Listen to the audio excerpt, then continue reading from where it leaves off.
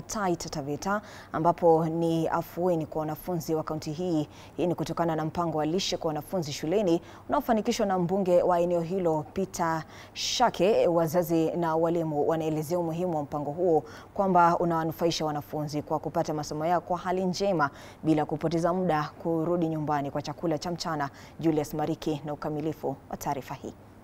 Wadi ya Ronge ni moja kati ya wadi 5 katika eneo bunge la Mwatate ambapo chakula kimeendelea kusambazwa katika shule hizo. Katika wadi hii shule 15 zikinufaika na chakula, ambapo wanafunzi wanatarajiwa kuwa wanaendelea kupata chakula cha mchana katika shule ili kuendeleza masomo yao. Tutakuwa tunapata baadhi ya kauli za walimu wakuu, wazazi na msimamizi katika eneo hili la Ronge ambaye anawakilisha mbunge wa eneo hilo ambaye ni Sylvester Mwandoya, akisema kwamba shule zote eneo la Mwatate zimeweza kunufaika. Tupate kauli zao. Chakula hiki ni muhimu sana kwa maisha ya wanafunzi wetu, kimwili, kiafya, kiakili.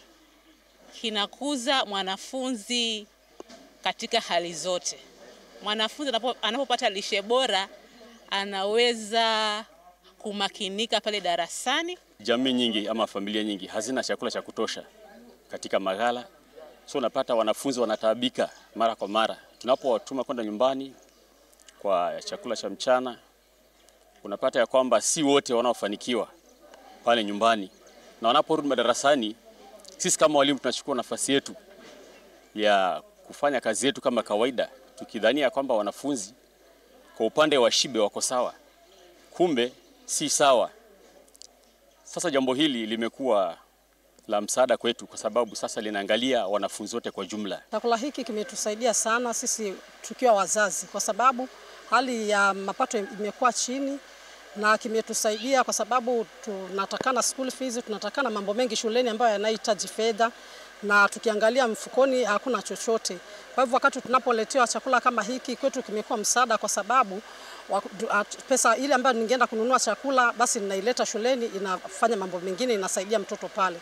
Hivyo tunashukuru sana kwa sababu imefanya watoto wamekuwa shuleni, hawarudi nyumbani, na elimu jambo hili litasababisha elimu ikapate kuboreshwa kwa sababu mwanafunzi muda wote ule yuko shuleni, harudi nyumbani kutafuta chakula. Mdumiki yeye hii kwake ni continuous process. Leo ameleta, juzi alileta, na hata bado ataendelea kuleta.